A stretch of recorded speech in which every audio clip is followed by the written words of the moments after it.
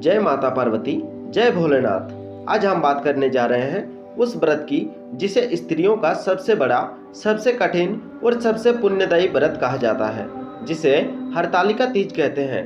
कहा जाता है यह वही दिन है जब मां पार्वती ने कठोर तप करके भगवान शिव को पति रूप में प्राप्त किया। इसीलिए यह व्रत उन सभी महिलाओं के लिए विशेष है जो अखंड सौभाग्य, सुहागन की रक्षा और दाम्पत्य जीवन की खुशहाली की कामना करती है।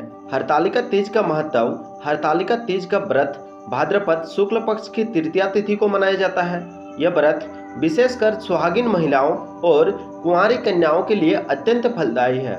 सुहागिन महिलाएं इसे अपने पति की लंबी उम्र और सुख समृद्धि के लिए करती है।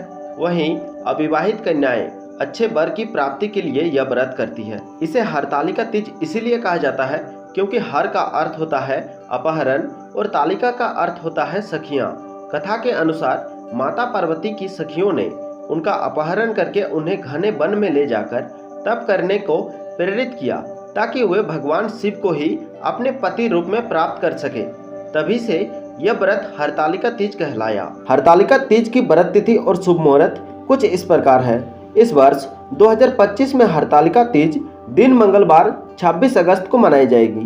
तिथि का आरंभ होगा 25 अगस्त 2025 दोपहर 12:34 पर और तिथि की समाप्ति होगी 26 अगस्त 2025 दोपहर 1:54 पर। और सुबह का श्रेष्ठ पूजन मुहूर्त है सुबह 5:56 से लेकर 8:31 तक। पूजन का श्रेष्ठ समय होगा निश्चित काल में रात्रि 11:45 से 1:15 तक। इस समय को सर्वोत्तम माना गया है। जो महिलाएं दिन में पूजन करना चाहे वे संध्या काल या प्रदोष काल यानी सूर्यास्त के बाद कर सकती हैं और व्रत का पारण का समय होगा अगले दिन सुबह ब्रह्म मुहूर्त के बाद। स्नान आदि करके सूर्योदय के उपरांत व्रत का पारण करना चाहिए। और हरतालिका तीज का व्रत कथा कुछ इस प्रकार है जो कि उस दिन सुननी चाहिए। पौराणिक कथा के अनुसार माता पार्वती ने भगवान शिव को पति रूप में पाने के लिए कठोर तप किया। उन्होंने हिमालय पर्वत की गुफाओं और घने जंगलों में तपस्या की, भूखे प्यासे रहकर केवल शिव का नाम जप किया। जब राजा हिमवान ने उनका विवाह भगवान विष्णु से तय कर दिया तब माता की सखियों ने उन्हें चुपचाप वन में ले गई और वहां उन्होंने भगवान शिव की आराधना शुरू की। उनके तप से प्रसन्न होकर स्वयं भोलेनाथ वहां प्रकट हुए और माता पार्वती को पत्नी रूप में स्वीकार किया। तभी से यह दिन पार्वती शिव मिलन का प्रतीक माना जाता है। हरतालिका तीज व्रत एवं पूजन विधि। यह व्रत बहुत कठोर माना गया है। इसे निर्जला व्रत रखा जाता है, यानी बिना जल पिए पूरा दिन निकालना पड़ता है। सुबह स्नान करके स्वच्छ वस्त्र धारण करें। घर के मंदिर या किसी पवित्र स्थान पर भगवान शिव, पार्वती और गणेश जी की मूर्ति या चित्र स्थापित करें।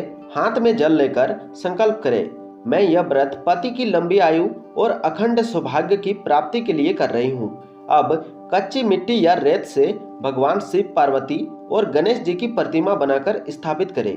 फल फूल, बेलपत्र, धतूरा, अक्षत, सिंदूर, चूड़ियाँ और वस्त्र चढ़ाएं। हरतालिका कथा सुने या पढ़ें। रात्रि जागरण करें और भजन कीर्तन करें। अगले दिन सुबह व्रत का पारण करें। इस व्रत से स्त्रियों को अखंड सौभाग्य की प्राप्ति होती है, पति की आयु लंबी होती है और दाम्पत्य जीवन में सुख शांति बनी रहती है। कन्याओं को इच्छा पूर्ति वर मिलता है। यह व्रत माता पार्वती की कृपा और भोलेनाथ का आशीर्वाद दिलाने वाला है। परंतु ध्यान रहे, व्रत के दिन झगड़ा, कटु वचन और नकारात्मक विचारों से बचे। भोजन का स्पर्श भी ना करें क्योंकि यह निर्जला व्रत है। पूजा में भूल से भी तामसिक वस्तुओं का प्रयोग ना करें। हरतालिका तीज केवल एक व्रत नहीं बल्कि स्त्री शक्ति और भक्ति का अद्भुत उदाहरण है। जिस तरह मां पार्वती ने अटूट निष्ठा से भगवान शिव को प्राप्त किया, उसी तरह यह व्रत हमें सिखाता है कि सच्चे प्रेम और श्रद्धा से कोई भी वरदान पाया जा सकता है। हर हर महादेव। जय माता पार्वती।